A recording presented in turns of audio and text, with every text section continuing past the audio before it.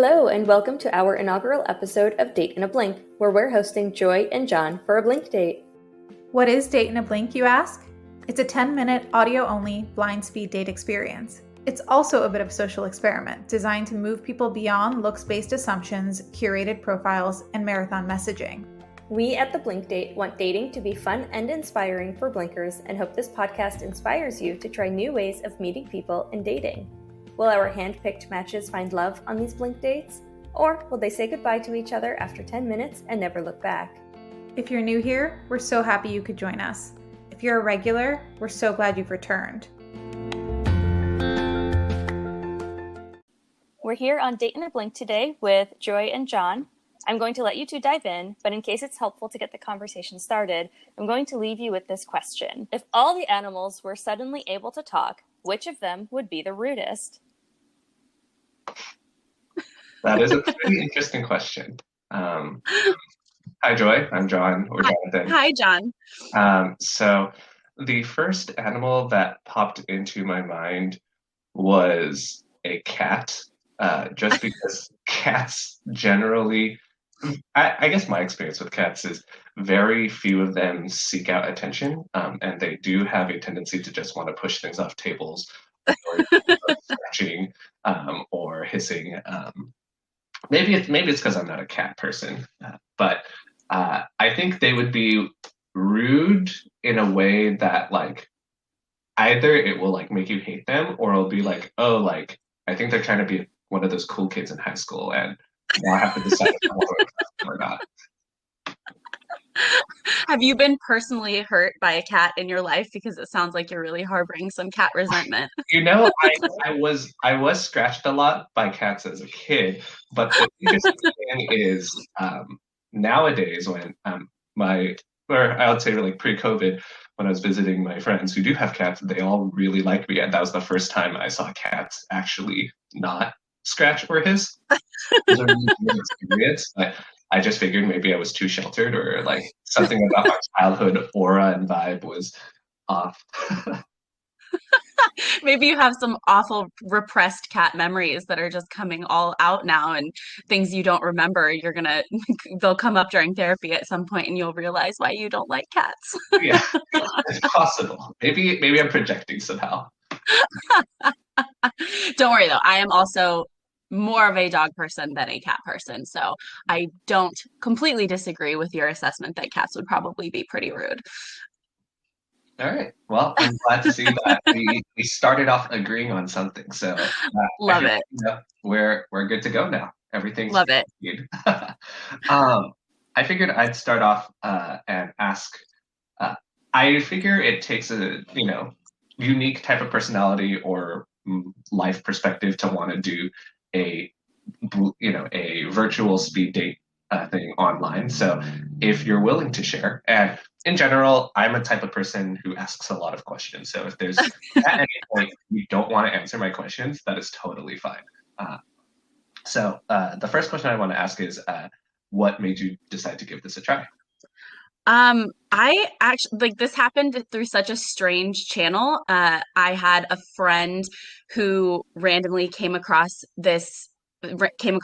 Blink, I think in a job posting as she was looking for things. They were looking for an intern for the dating app to get up and running. And so she was like, oh, can you do me a favor? She was dating someone at the time. She's like, can you do me a favor and download this dating app to see if it's legitimate? So I downloaded the beta version just to test it out and tell her what it was all about. And then I don't think that the dating app is up and running yet, but they emailed me and asked me to come on. And, I'm sure you got the same email, but I was just like, oh, well, this is interesting. What a new take on things. And, we've all been stuck at home for almost an entire year. So I definitely am missing the whole going out and meeting new people and just having fun conversations with new people and finding out about strangers that you've just met. So it just seemed like something really fun and interesting and new and different. And, why not spice up a Saturday morning with a little conversation with a stranger from your living room? Yeah, I think that's great. Yeah. What about you? How did you end up here? So those Facebook ads are apparently very spot on. I was scrolling through Facebook and it was a sponsored ad, and I was like, oh, well, like I haven't.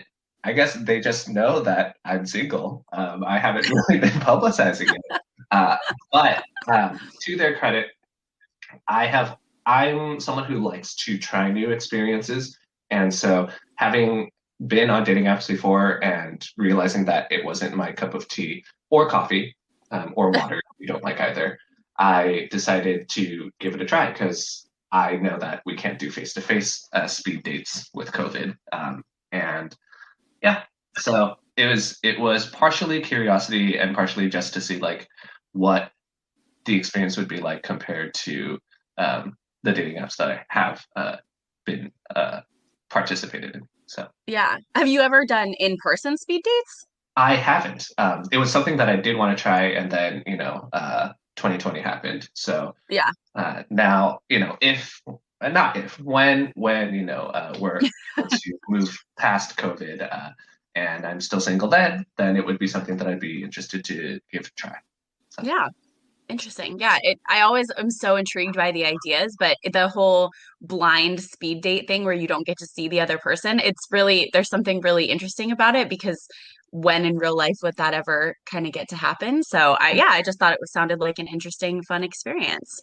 Yeah. And I know that I know guys kind of generally get this rap of, being more visual people. And I understand that just our society in general, appearance does play a big factor, but I've had enough experience in my life where people who might not, be on the cover of a magazine have personalities that would put them there. And so I like the idea of um, I like the idea of being able to interact with someone and get to know someone that doesn't involve your normal five senses. I like being mentally challenged, intrigued, interested, you know.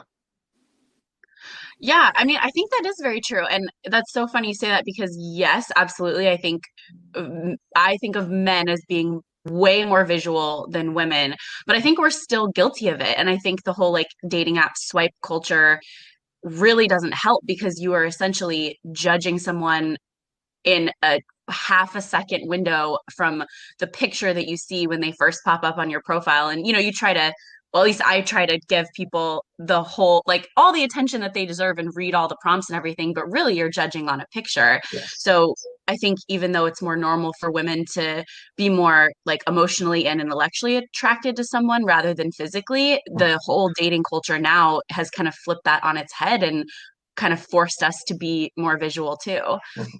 Yeah, and I'm actually very pleasantly surprised that you mentioned that you try to read the whole profile prompt. That is a very rare find in today's society and culture. So kudos to you. Speaking of, like dating apps and how things have kind of been flipped on their heads, I'm curious, with how easily trends kind of rise and fall, is there anything that you think is overhyped, either in a good way or a bad way? Just you don't get the appeal Um, it was specifically with dating or just with with anything? anything in life.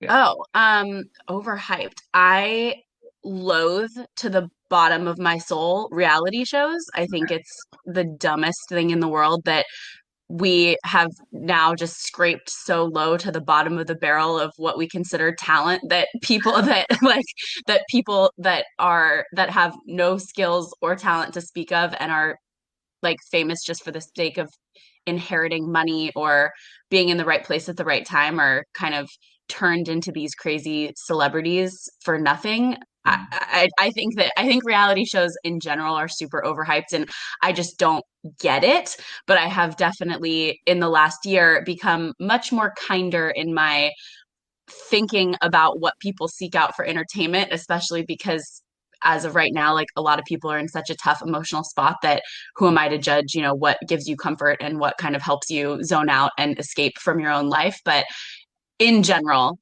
any sort of reality shows or kind of that whole culture of people being famous just because they are wealthy, I don't understand at all. And and just feel very disconnected from when people are talking about, oh, this person did this and this person did this. I'm like, oh, is that girl you work with? And they're like, no, it's from the show. I'm like, how? Neither of us know that person. Yeah. How would I have any idea what you're talking about? Yeah, I overhyped. No, that's a good one. That's the first thing that comes to mind. Yeah. What about you? So I think my answer may strike a chord with a few people, but I figured you might as well figure it out in these 10 minutes before figuring it out, later on down the line. So I think Star Wars is a little bit more.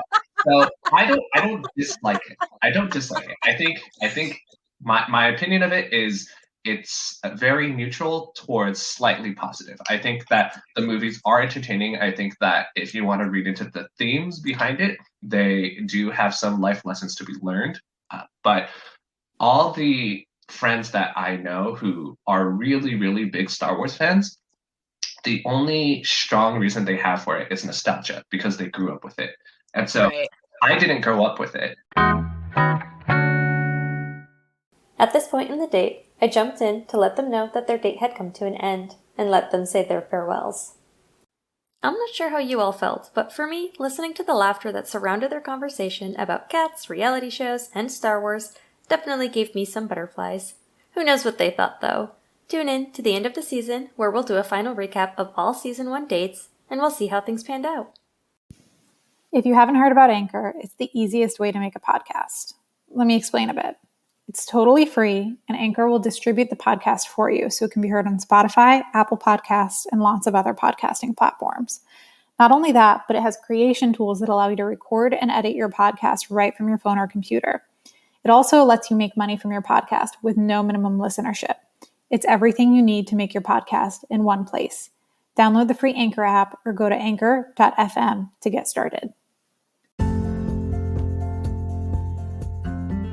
That's all we've got for you today. Shoot us a message on Instagram, Twitter, or Facebook at @TheBlinkDate or at Date in a Blink to let us know what you think. If you want to sign up to participate in Date in a Blink, visit our website at www.theblinkdate.com. Thanks, everyone.